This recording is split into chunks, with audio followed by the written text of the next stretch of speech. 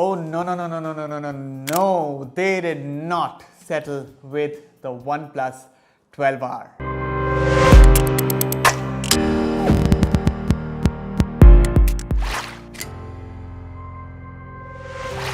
So last year, two phones came with big promises, the OnePlus 11 and the OnePlus 11R, and boy, they delivered. Specifically, the OnePlus 11R was a phone that redefined the affordable flagship smartphone space with specs and price that no other phone manufacturer could match. The result, well, the OnePlus 11R was deservingly the best seller in its price range. And so, with a history of shaking things up with their feature-loaded offerings at attractive pricing, can the OnePlus 12R live up to the hype in 2024? Hello everyone, I'm Mani of Fiber by India today, and this is my review of the OnePlus 12R. But of course, before we get on with the rest of the video, consider hitting that red subscribe button for detailed tech videos, and also turn on the bell so that you don't miss any of our latest updates. With that said, let's get started.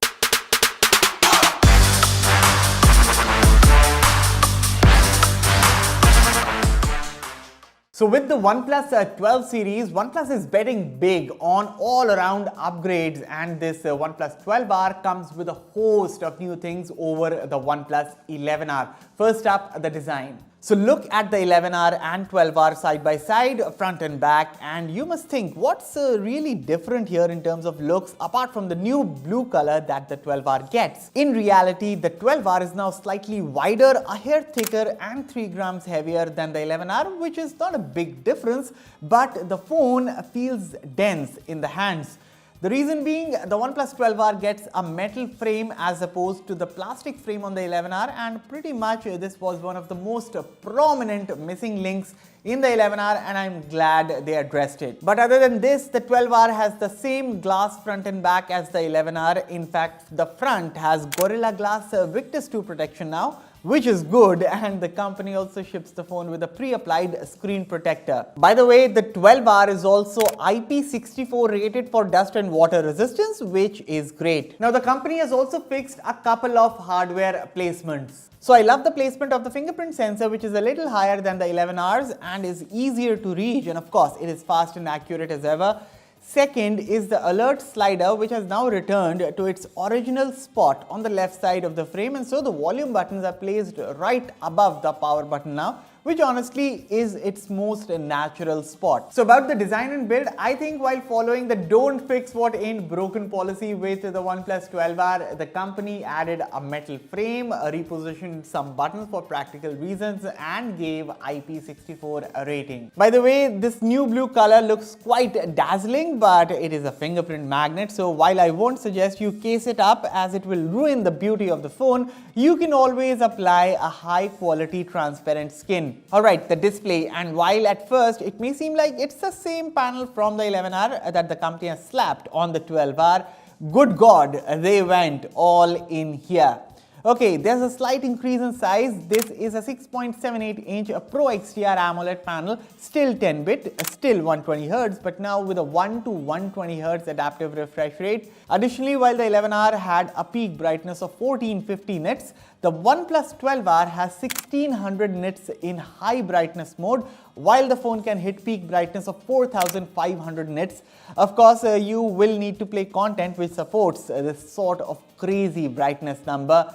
In my testing, there's no doubt that this is a well-calibrated panel with a ton of settings to tune the colors of the display according to your liking, and of course the panel is bright and gorgeous. However, I still didn't find any video that can fully unleash the capability of the 4500 nits brightness, and I did try a bunch of apps such as Netflix, Prime Video, YouTube, and the likes. So while I don't doubt that the hardware is right here, and the company is also claiming it to be the brightest panel ever on a smartphone, I still couldn't find any supporting content to go with it. As for the dual speakers, they deliver a balanced soundscape for movies and shows, and they crank up loud enough to listen to your favorite beat in the shower. Calls are crystal clear too, making it perfect for hands-free chats. Anyway, did I tell you that OnePlus has also put in this cool new Aqua Touch technology, a first to be seen on any smartphone yet. So what it does is that you can use the OnePlus 12 and the OnePlus 12R with wet fingers, or say when the phone's screen is wet, and it will work like a charm. Alright, now let's talk about the muscle under the hood. So the OnePlus 12R rocks a Snapdragon 8 Gen 2, which, while not the absolute latest chip, is still a powerhouse. And trust me, this phone blazes through everyday tasks, crushes demanding games such as the likes of Call of Duty Mobile and BGMI at their best settings, and multitasks like a champ. Plus, with up to 16 GB of RAM, you will never feel bogged down. Now, here are some benchmark numbers to give you some context about the kind of performance gains the OnePlus 12R brings to the table over the OnePlus 11R. Of course, the credit for the incredible performance also goes to Oxygen OS 14 atop Android 14, which is the company's latest software offering. Yes, in terms of looks, it is quite similar to Oppo's ColorOS, but here's how things get better.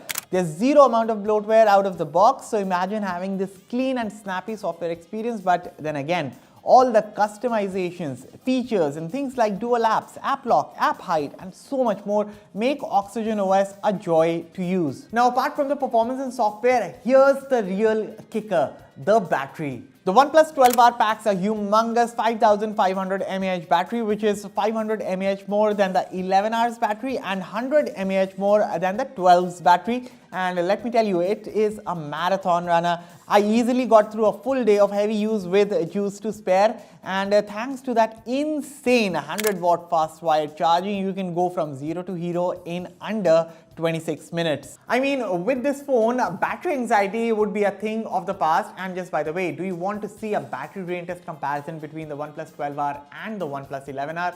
You can let me know your thoughts in the comments. Okay, let's talk cameras. The OnePlus 12R features a 50 megapixel primary rear camera, that is the IMX890 sensor, the same flagship sensor from the OnePlus 11. This is coupled with an 8 megapixel ultra-wide camera, a 2 megapixel macro camera and a decent 16 megapixel selfie snapper. So without exaggerating much, I can safely say that in good lighting, the OnePlus 12R captures some impressive photos with a good amount of detail and sharpness, making even distant objects easily discernible.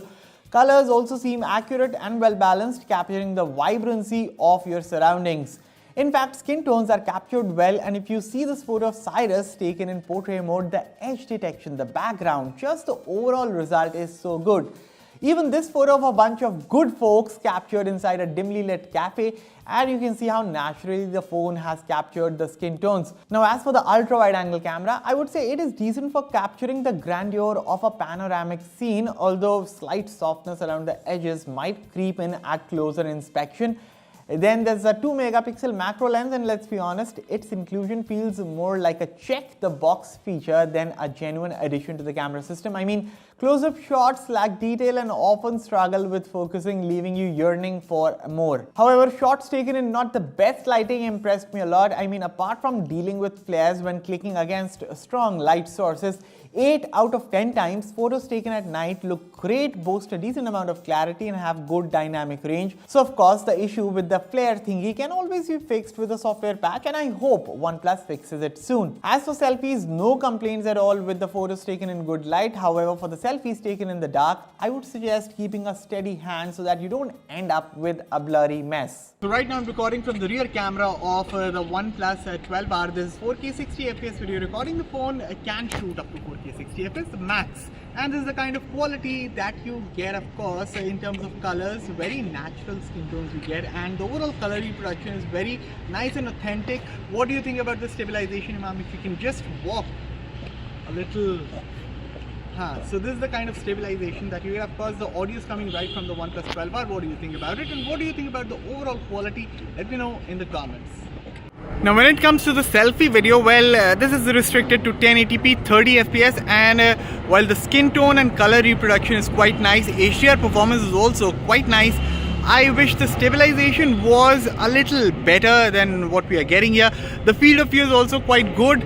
And what do you think about the audio? Let me know all your thoughts in the comments. What do you think about the overall quality in the comments? And next up is the verdict. So summing up, the OnePlus 11R was a solid phone, and so naturally the OnePlus 12R has some big shoes to fill, and I can say this without a shadow of a doubt that this phone lives up to the hype. I mean, just look at the list of upgrades. The screen is improved, the performance is loaded, the battery life is solid, the software is stable, and the camera performance is delightfully good. All this at the same starting price of the OnePlus 11R, that is 39,999 rupees. Better yet, this phone, if you can ignore the ultra-wide angle camera and the macro lens, is a OnePlus 11 in disguise, that too for way less money, and this is not a bad thing at all. Fiber rates OnePlus 12R an 8.5 out of 10. Rest you guys let me know your thoughts about this phone in the comments below, and as always, for all the latest in tech, stay tuned to Fiber. I'll catch you all in the next one. Thank you for watching.